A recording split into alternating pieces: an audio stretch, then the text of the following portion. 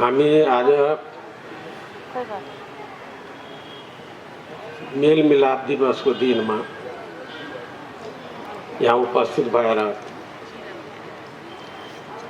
ट्रस्टबाट तीर्थरामजीले जुन खडा गर्नुभएको छ त्यो ट्रस्टबाट राष्ट्रलाई गुण लगाउने योगदान गर्ने विधाहरू पत्रकारिताको क्षेत्रको जो मानवाधिकार लोकतन्त्रको लागि एउटा स्तम्भ मानिन्छ त्यसलाई साहित्य र संस्कृतिको विधामा लाग्ने व्यक्तिहरूलाई सम्मान गर्यौं। संस्कृति र साहित्य देशको पहिचान हुन्छ। यो देश कति पुरानो हो, यसको संस्कृति र साहित्य कति गहिरोसम्म समाजलाई बुझेर आफ्नो दायित्व निर्वाह गर्दै राष्ट्रलाई योगदान गर्छ। मानवाधिकार र लोकतन्त्रको पक्षमा लोकतन्त्र बिना मानवाधिकारको कल्पना गर्न सकिन्छ भनेर हामीले सम्पूर्ण इतिहास संसारको इतिहास देखिरहेको छ। त्यसले गर्दा यो इम्पोर्टेन्ट विधामा जतिजना सम्मानित हुनुभएको छ सबैलाई हृदयदेखि बधाई एवं शुभकामना दिन चाहन्छु। तपाईहरुको व्यक्तिगत पारिवारिक र समाजमा स्थान बनिरहोस् र तपाईहरुको लेखनी अगाडि बढिरहोस् भनेर शुभकामना दिन चाहन्छु। अन्तमा आयोजक र तेज त्रिष्ट ट्रस्टका अध्यक्षजीलाई जो यस संस्था खडा गर्नुभएको छ र त्यसमार्फत यो कामहरू सम्पन्न गरिरहनु भएको छ, यो संस्था झन् चाहिँ कि आगामी दिनमा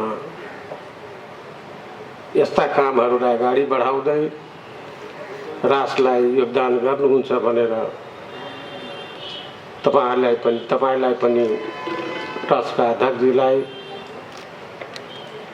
शुभकामना दिँदै शुभ काम आरम्भ गर्नुभएछ। हृदयदेखि धन्यवाद दिन चाहन्छु। आज थोरै अन्त मैले भने तर थोरै कुरामा भन्न चाहन्छु। ऐतिहासिक दिन हो। शान्ति वाटिकामा प्रवेश गर्दा नै शहीदहरूलाई फूल अर्पण गर्यौं, श्रद्धा सुमन चढायौं र त्यति सालमा मेलमिलापको दिवस मेलमिलाप लिएर राष्ट्रको लागि हितको लागि प्रजातन्त्र राष्ट्रियता र शान्ति देशमा होस् र देश अगाडि बढोस् त्यसको लागि पीपी कोइराला र गणेश मानजी लगायत केही नेताहरू यही दिनमा देश आएर आफ्नो जानको जोखिम मोल लिएर पनि राष्ट्रियता र लोकतन्त्रलाई कसरी त्यसको गाडी अगाडि बढाउने त्यसमा तपाईको त्यसैले यो दिनको महत्त्व आज शान्ति वाटिकामा गणेश मानजीको प्रतिमा देखेर पनि याद आयो कि यस्तो ऐतिहासिक दिनमा दुई शब्द बोल्न राष्ट्रको हितमा हुनेछ भनेर मैले पनि आफ्नो दायित्वले ठानेको छु। 17 सालको घटनामा मैले 8औं क्लासमा थिएँ। मेरो एजुकेसन लेट थियो। हुँदा हुँदै 30 वर्ष 46 साल हुँदै 62-63 यो सबै आन्दोलन सबै घटना परिघटना मेरो सामने भएछ र सबैका गवाह म आफै छु। अब अहिले जुन परिस्थिति देशमा छ त्यसको अनुसार बीपी को मेलमिलाप को नीति कतिको सान्दर्भिक छ मलाई लाग्छ अहिले झन सान्दर्भिक भएर आएको छ। त्यसबेला बीपी किन फर्किनु भयो त यो महिला एवं सज्जनवृन्दहरू काठमाडौँमा बस्ने देशको कुरा बुझ्ने पठित वर्गहरू र चिन्तनशील वर्गहरूको बीचमा मैले दोहोऱ्याउनु पर्दैन। तपाईहरु राष्ट्रिय परिस्थिति अहिले हेरिरहनु भएको छ र त्यही परिस्थिति बिग्डिरहेको छ, राष्ट्रमा खतरा छ। त्यसले गएर बीपी कोइराला र गणेश मानजी त्यसबेला फर्किनु भएको थियो। त्यसैले मेलमिलापको नीति आजको सन्दर्भमा झन महत्त्व बढेको छ। पार्टीको स्थिति नेपाली कांग्रेसको इतिहास हेर्दाखेरि गौरवशाली इतिहास छ, तर त्यसमा पनि आफ्नो पार्टीको पनि व्यवस्थापन भएको छैन। पत्र पत्रिकाबाट पढ्दाखेरि र टेलिभिजनको पर्दामा हेर्दाखेरि अपोजिसनको कर्तव्य कहाँ न कहाँ कमजोर देखियो भनेर सदन जबसम्म थियो तबसम्म पनि बुझ्दै आयौं, पढ्दै आयौं।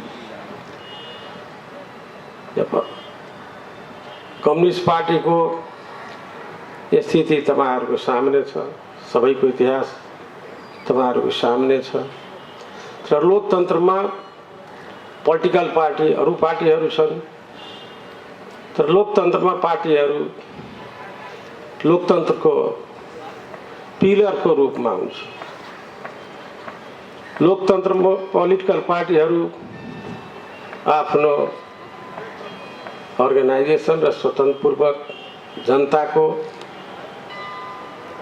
समस्यालाई अगाडि बढाउँदै अगाडि बढ्छ। आज पार्टीहरू विभाजनमा छ, सन्तोषजनक अवस्था छैन। आशा गरौँ यो दिनमा कम से कम नेपाली कांग्रेस,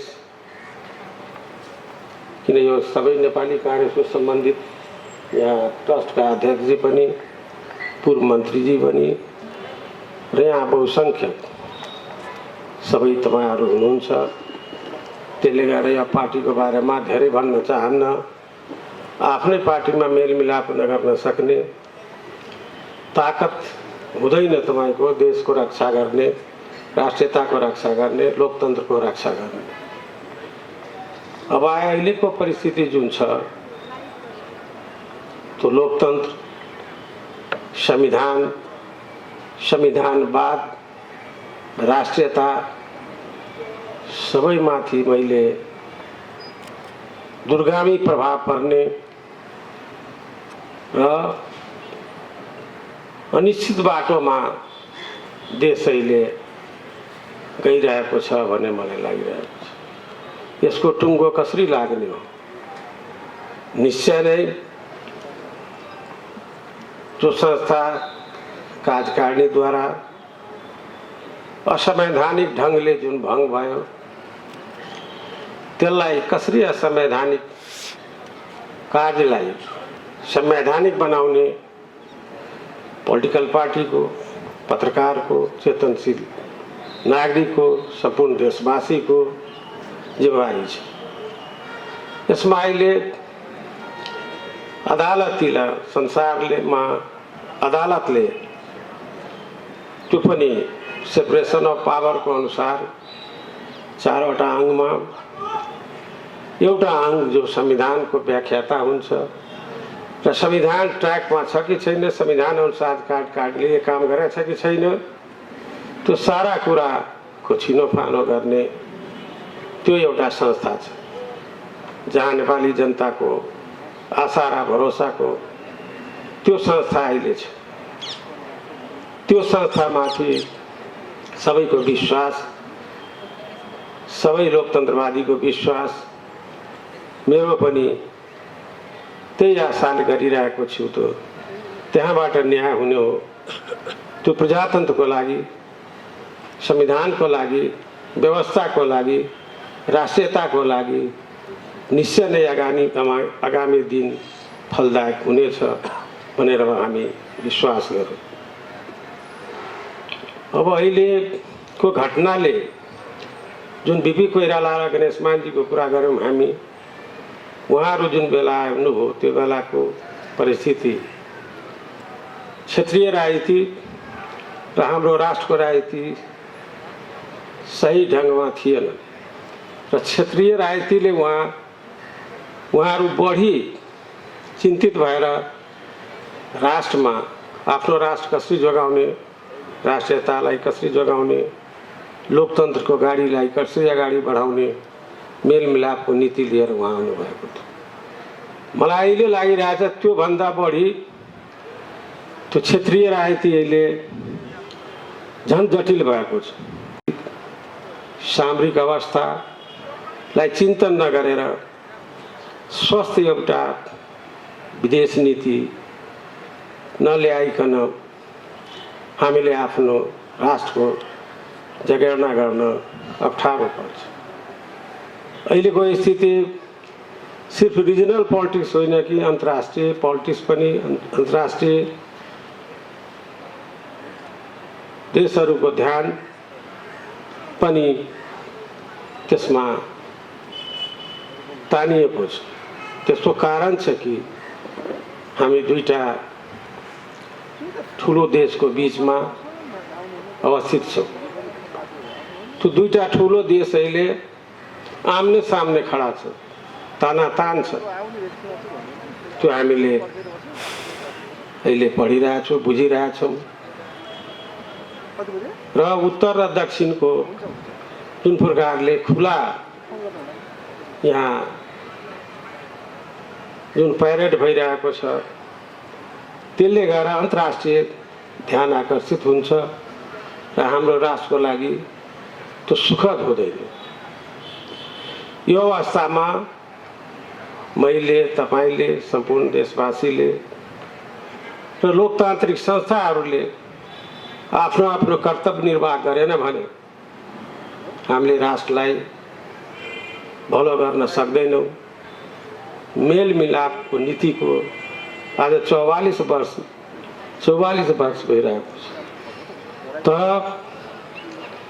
यहाँको पोलिटिकल पार्टी, यहाँको नेतृत्व नेपालको पछिल्ला दिनहरूलाई सम्झेर हाम्रो घटना परिघटना सबै बुझेर त्यत्रो ठुल्ठुला क्रान्ति, 7 सालको क्रान्ति, 17 सालको घटना, 46 को परिवर्तन र 62 को परिवर्तनले जो लोकतन्त्रको बाटोमा नहिँड्ने, जहिले पनि लोकतन्त्रमाथि प्रहार गर्ने त्यस्तो संस्थालाई पनि फालेर तपाईहरुको आशीर्वादले म त्यहाँ पुगे र अहिले नागरिक भएर धेरै चिन्ता लागिरहेको छ, छटपटी हुन्छ राष्ट्रको लागि। किन जुन राष्ट्रले मलाई त्यति दियो, जुन संविधान मैले अर्पण गरे, त्यो संविधान सभाबाट दुईवटा सभाबाट बडा डिफिकल्टीले, बडा सकसले त्यसबेला जनताको सामने जनताको नासो मेरो मलाई सौभाग्य थियो, त्यो मौका मैले पाएँ। आज तपाईहरुलाई मैले फेरि एकचोटि सम्झाउन चाहन्छु कि त्यो प्रतिनिधि सभा